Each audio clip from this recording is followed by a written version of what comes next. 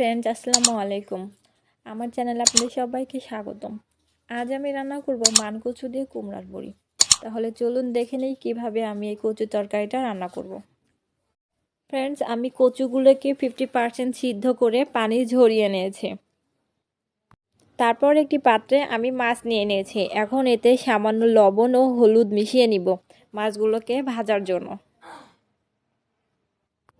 তারপর একটি কড়াইয়ে সামান্য তেল দিয়ে একটা পেঁয়াজ, একটা রসুন, একটু জিরা এবং দুইটা এলাচ ফল ভেজে আমরা শিলপাটায় উঠিয়ে নিব।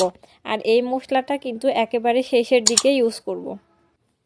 তারপর কড়াইতে সামান্য তেলে কুমড়ার বড়িগুলো হালকা আছে লাল হওয়া পর্যন্ত ভেজে নিতে হবে।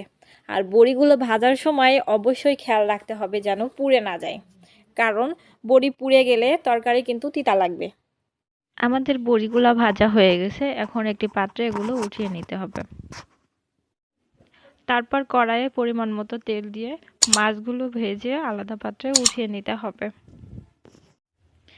এরপর কড়াইয়ে পরিমাণ মতো তেল দিয়ে পেঁয়াজ ও রসুন কুচি দিয়ে লাল হওয়া পর্যন্ত ভেজে নেব। তারপর এখানে আগে থেকে সিদ্ধ করে রাখা মানকচুগুলো দিয়ে ভালো করে নেড়ে নেব। তারপর এখানে দিয়ে দিতে হবে স্বাদ মতো লবণ এবং পরিমাণ মতো হলুদের গুঁড়া এবং 15 থেকে 16টি কাঁচামরিচ। আমরা ঝালের পরিমাণ বেশি খাই, এজন্য ঝাল বেশি দিয়েছি। আপনারা যে যেমন ঝাল খান তেমন পরিমাণে দিবেন। আপনারা চাইলে ঝাল বেটেও দিতে পারেন। তারপর মানকচুগুলোকে 2 থেকে 3 মিনিট ভালো করে হালকা আঁচে ভেজে নিতে হবে। মানকচুগুলোকে 2 থেকে 3 মিনিট ভালোভাবে ভেজে নিয়েছি। তারপর এখানে পরিমাণ মতো পানি দিয়ে সিদ্ধ করার জন্য ঢেকে দিতে হবে। দেখুন, তরকারিতে কিন্তু বলক চলে এসেছে। এখন পানির পরিমাণ কিছুটা কমে গেলে এখানে দিয়ে দিব একসাথে করে রাখা সরষে, জিরা, পেঁয়াজ ও রসুনের পেস্ট। ফ্রেন্ডস, মশলাগুলো দেওয়ার পরে কিছুক্ষণ ভালোভাবে কষিয়ে নিতে হবে। ফ্রেন্ডস, আমাদের কচুগুলা কিন্তু এখন সিদ্ধ হয়ে গেছে। তারপর কিছুক্ষণ কষিয়ে নেওয়ার পরে আমাদেরকে ঝোলের পানি অ্যাড করতে হবে। যে যতটুকু ঝোল রাখবেন সে ততটুকু ঝোলের পানি দিতে হবে। তারপর এই ঝোলের পানি থেকে বলক আসা পর্যন্ত আমাদের ওয়েট করতে হবে।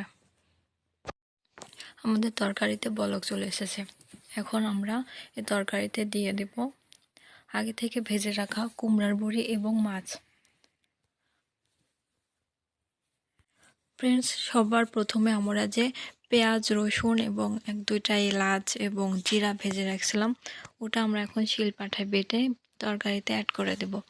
ফ্রেন্ডস, এই মশলাটা কিন্তু দিলে তরকারিতে অনেক সুন্দর ঘ্রাণ আসে এবং খেতে কিন্তু অসাধারণ টেস্ট হয়।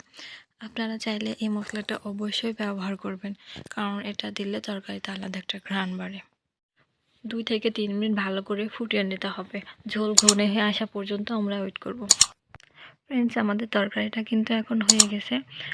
তরকারির ঝোলটা কিন্তু অনেকটা কমে গেছে। এর থেকে ঝোল কম আর করবো না আমরা। তো আমরা এখন একটা পাত্রে তরকারিটা ঢেলে নিচ্ছি। তৈরি হয়ে গেল মানকচু, কুমড়ার বড়ি এবং মাছের অসাধারণ একটি রেসিপি। আশা করি আমার রেসিপিটা আপনারা বাসায় অবশ্যই ট্রাই করবেন। আমার ভিডিওটি যদি আপনাদের ভালো লেগে থাকে তাহলে অবশ্যই লাইক, কমেন্ট করবেন এবং আপনার ফ্রেন্ডদের মাঝে আমার ভিডিওটি শেয়ার করবেন। যারা এখনও আমার চ্যানেলটি সাবস্ক্রাইব করেনি তারা অবশ্যই সাবস্ক্রাইব করবেন। আজ এ পর্যন্তই। ভালো থাকবেন, সুস্থ থাকবেন। আল্লাহ হাফেজ।